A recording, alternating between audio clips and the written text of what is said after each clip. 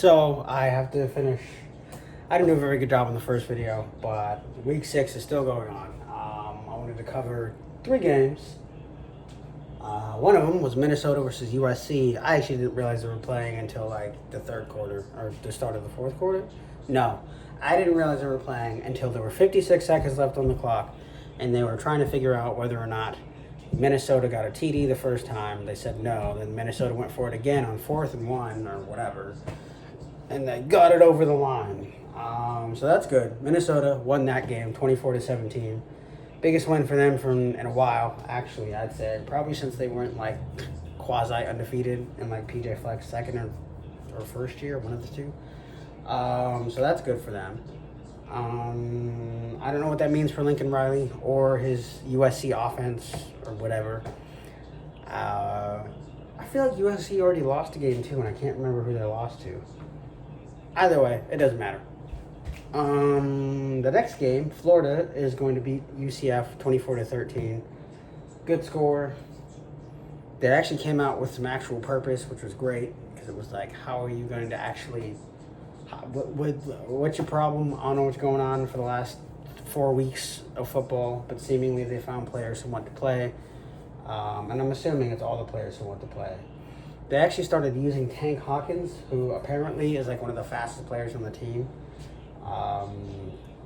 I am very used to the 2000s versions of Florida where they had speed everywhere and they just gave it to everybody, specifically Percy Harvin.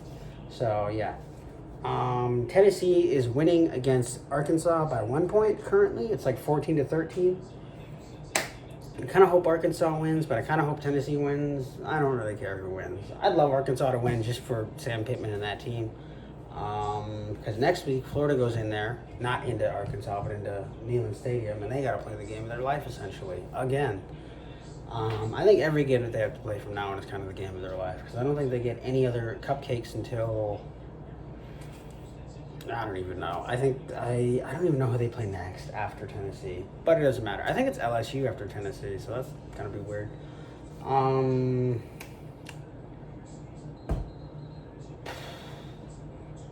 Cal and Miami are playing currently. Miami just scored touchdown, 7-0. Cal might win the game, they might not. I think the amount of upset magic has happened, and I don't think we're gonna get any more, which kind of sucks because I'd like Cal to get at least one more, or at least Cal to upset a team again, because I already upset Auburn. And then Auburn also lost today. Auburn's just terrible. I don't think Hugh Freeze is a good coach. He was earlier when he was cheating at Ole Miss, but now he can't cheat. It's kind of impossible because everyone has the same playing field. Although I don't know if everyone's also buying strippers for their football team. But, whatever.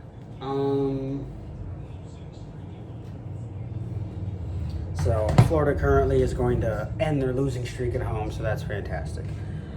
The Dodgers are beating the Padres. That's great. Yeah, that's it. That's all I got. That's all I really have this time. Yeah, so, okay, actually, so they got Tennessee, Kentucky, Georgia, at Texas, LSU, Ole Miss, and then Florida State. So they have a very difficult schedule still.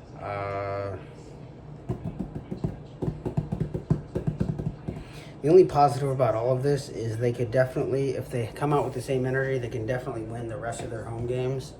They can definitely beat FSU. FSU also lost again today to Clemson. Of course, it's Clemson, but FSU put in Brock Glenn, and they didn't look half bad with Brock Glenn. I also didn't watch the game, so they might have looked even worse with Brock Glenn. I have no idea. But you can't, I feel like you can't look worse than what you did with DJ Uiagalelei. But yeah. Welcome to the Big Ten, USC. Good job, Florida. And I don't know why you would kneel the ball when UCF still has 2 timeouts to go. This is the dumbest. I don't know. Unless Mr. Gene Chizik lookalike, who would be, what's this guy's name? I forgot his name. The UCF coach.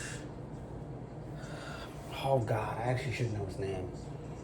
It's not Gene Chizik. I don't know. Oh my God, I should know his name. I literally can't think of his name.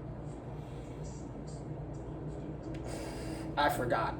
If you can tell me what the UCF's coach name is, that'd be great. Oh, wow. But anyway, the game's over. I'm finally going to go to bed. This is part 2 of week 6. I'm happy. Oh, I think USC lost as well. They did. They lost to Washington State 27-17. So revenge for Washington State, even though it's kind of a nothing game. I'd love to see what Jedfish can do next year, if they regress or if they progress. Anyway, Usher, goodbye.